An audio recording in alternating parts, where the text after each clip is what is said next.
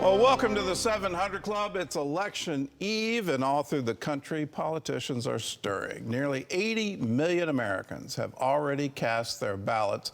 Today, the candidates head into their final sprint on the campaign trail.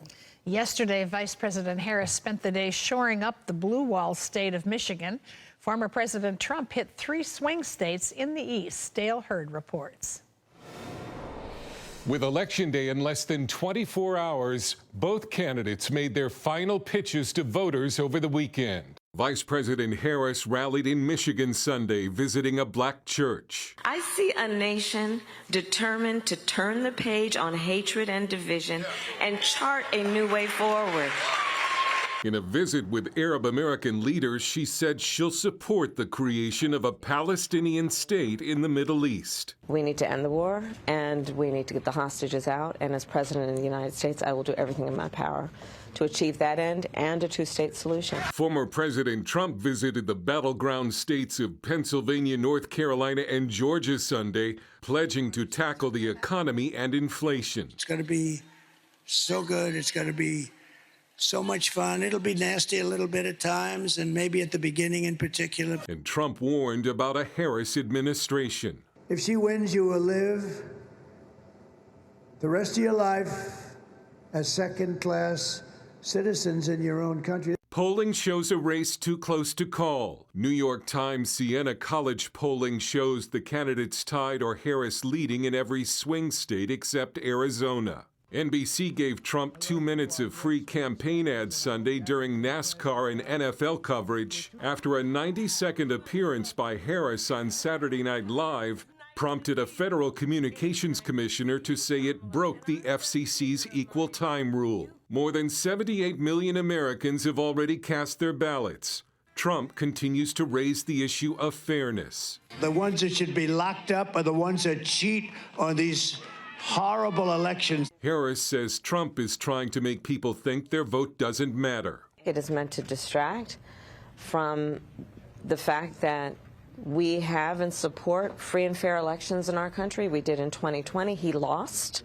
State and federal officials insist elections have only gotten more secure. And the FBI has issued a warning about 2 more false videos circulating online related to election security. One purporting to show Haitian migrants on their way to vote, and one showing a man destroying ballots in battleground Pennsylvania. The FBI reports they're Russian fakes. And with fears of post-election violence, large security fences have begun going up in Washington, D.C. Dale Hurd, CBN News. Well, the CBN News team will have live election night coverage on the CBN News Channel, on YouTube, and also on CBN Family, so you can watch our election coverage on an app or on YouTube. Right now, Chief Political Analyst David Brody is joining us for a look ahead. So, David, give us a preview. What states are you watching on Election Day? Yeah, and Gordon, we're getting all the tools here on Election night. As a matter of fact, one of them's behind me, so let's go to the board, as they say. And I'm looking at a few different things. First of all, let's go to Michigan. This is going to be important. Michigan, if we click on Michigan, you can see I'll just be all night long just clicking on counties and states and all that. Look into Michigan, and we'll go right to Detroit. In that Detroit area, specifically Wayne County, we're looking at the black vote in Wayne County right there. Kamala Harris needs to do very well. She needs to do better than Joe Biden did there, so we're going to watch that. That's going to be one of, obviously, many urban areas around the country. When we go back to the national map, and we just come over here. Here's my little clicky thing, and I call it the clicky thing. I guess that's the official term now.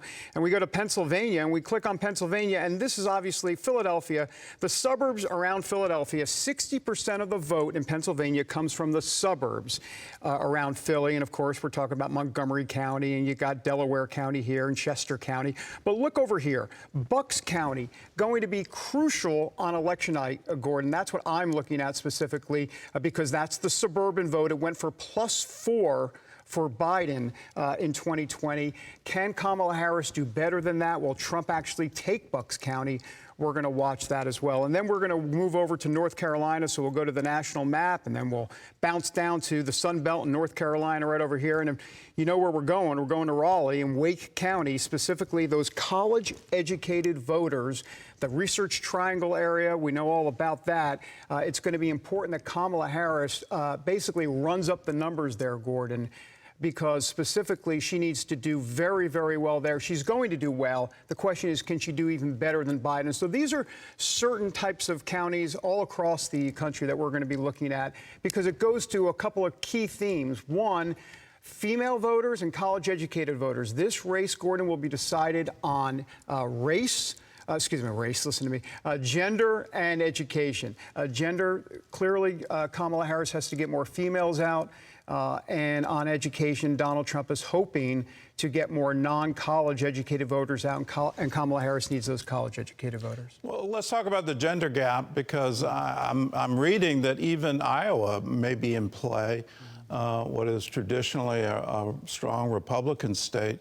That it could actually go to Harris. Are you seeing that kind of trend in this gender gap? We don't know, and that's the truth of the matter. And I think the key here tonight, or the key on Tuesday night and into Wednesday morning, what will the electorate look like? Some of these polls that we've been seeing are leaning a little bit more to the left based on 2020 voter turnout models. If that voter turnout model shifts, kind of like like a path of a hurricane. If it shifts at the last moment, then we have a whole different ball game, and those polls are off. So we don't know.